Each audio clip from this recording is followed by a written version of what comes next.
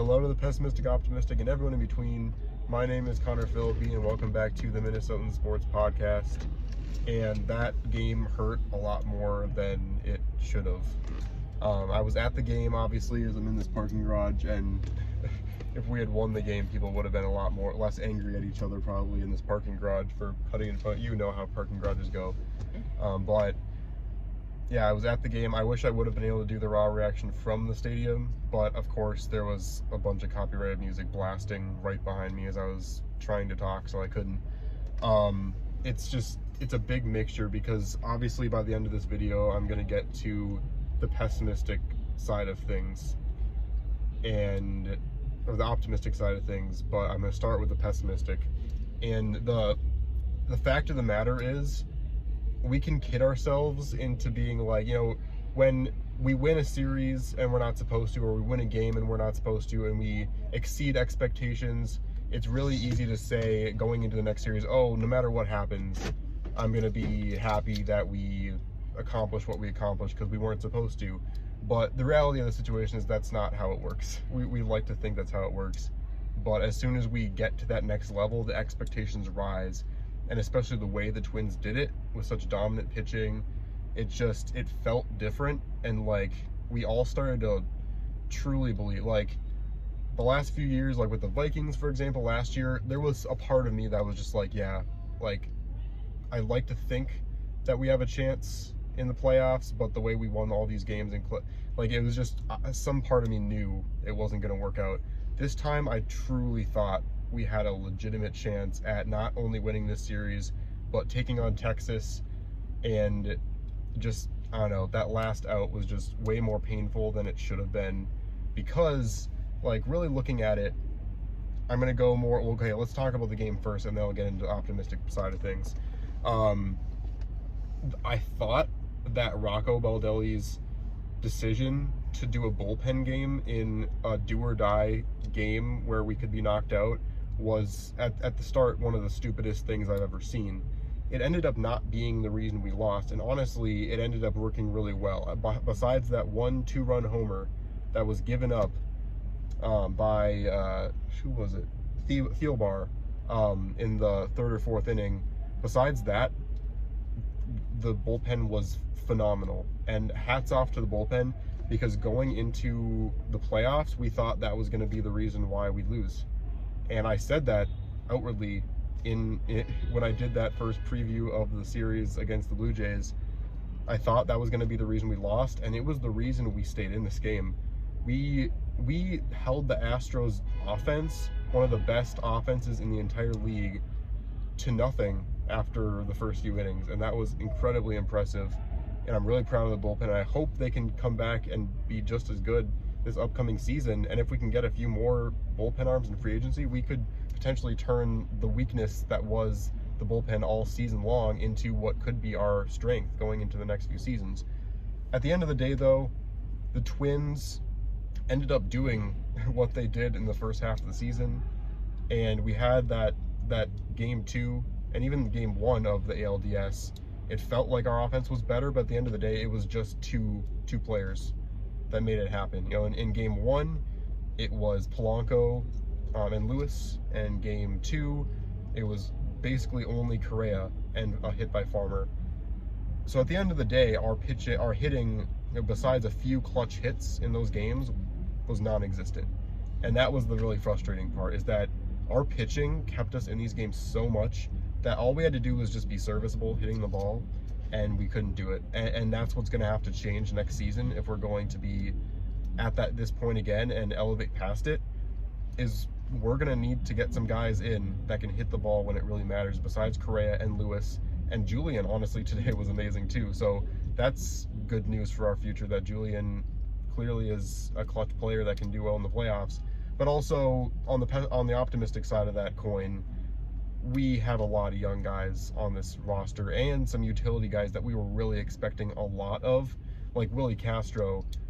He was barely made the roster this year, and you're expecting him to hit in a big leverage situation in the playoffs. Alex Kirilloff did badly in this playoff series, but it was only his second playoff series. We have a lot of young guys. A few of those guys can step up and be much better next season, but then there are also guys like you know, Max Kepler, who, I mean, he had so many big moments in this game where he could have stepped up and he didn't. And then after Royce hit that home run, unfortunately, he wasn't able to do anything either. It was just tough because you can't rely. It proved that you can't rely on just 2 or 3 guys in a game to get the job done. And so, congratulations, Twins. We are basically the Milwaukee Brewers now until we get some better hitting.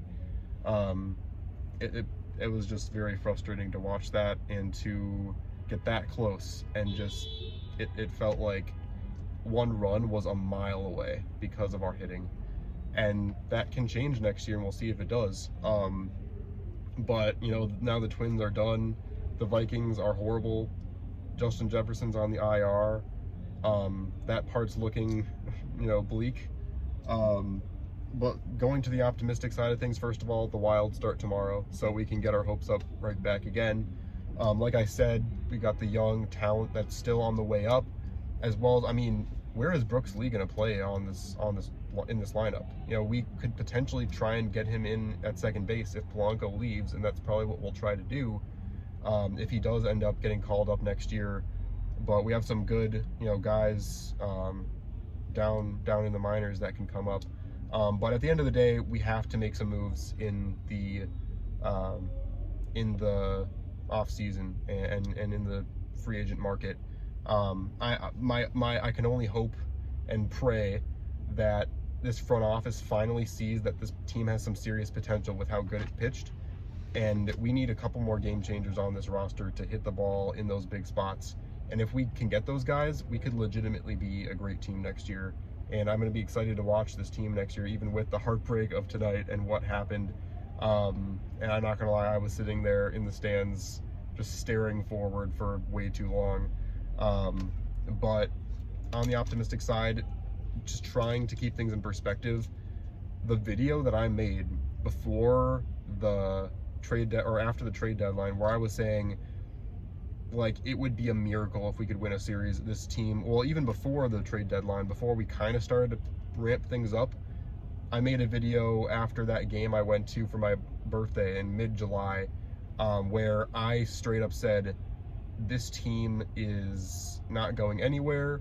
We're not going to win a game in the postseason, no matter who we play. This was back when we were barely at 500. We were still winning the division, but barely at 500. I was saying that Carlos Correa is not the future of this team. It's just Royce Lewis at this point. Everything I said about Buxton was still true at the end of this series, because I have a video of Buxton striking out tonight that's eerily similar to the video I took when I went to that game in July. Buxton's not the future of this team. We know this at this point. He's just too injured, and it's not his fault, but he's too injured to put up his best performance. But I'm still, like, in spite of how hard it was to lose this game, I'm incredibly proud of this Twins team. We accomplished more than anyone gave us credit for and expected us to, including the Twins fans. They outperformed. They brought energy back into Target Field for the first time since maybe 2010. And even though it was very frustrating to lose 2 straight home games at Target Field, and this crowd at Target Field was silenced in these 2 games, that was really tough to see. But I'm still really proud of the way this team battled.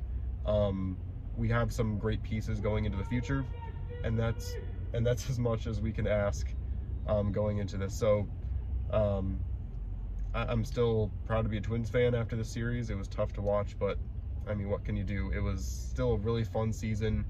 The game I got to go to where we got that first win in the wild card, it still brought some energy back into me as a Twins fan, and it made me realize this is still possible for us to win a series. And now, you know, this was more just disappointment than it was utter, like, defeat that I usually feel as a Twins fan. So at least we're a step in the right direction. So the more I talk about it, the more I feel better, because this team still is in good hands for the future. We'll have to see what happens in the offseason. I'm still going to do a much more thorough breakdown of the season, what we need to do next off season, and what I think we can accomplish next season. I'm hoping I can get my friend Jake to join me in my studio to talk about that, because I think that would be fun. But anyway, keep faith, Twins fans. I feel like there are a few good seasons coming up here for us, and if this pitching can stay as good as it does, I see the Twins being in the playoffs for at least the next couple of years. I'm not guaranteeing that, but we'll see. But thanks so much for watching. Thanks for watching all these raw reactions. It was a great season. At the end of the day, we accomplished way more than I thought. The Vikings videos will come back now, and NFL, I've been really lacking on the NFL videos the last couple weeks just because I've been making so many of these videos reacting, and also I've just been really busy. So those are coming back. The Wild start tomorrow, and just keep the Minnesota sports train rolling, no matter how frustrating and painful it can be sometimes. I'm still proud to be a Minnesota sports fan, and you can take that to the bank. So thanks so much for watching. Tomorrow's a new day, and I'll see you on the flip side.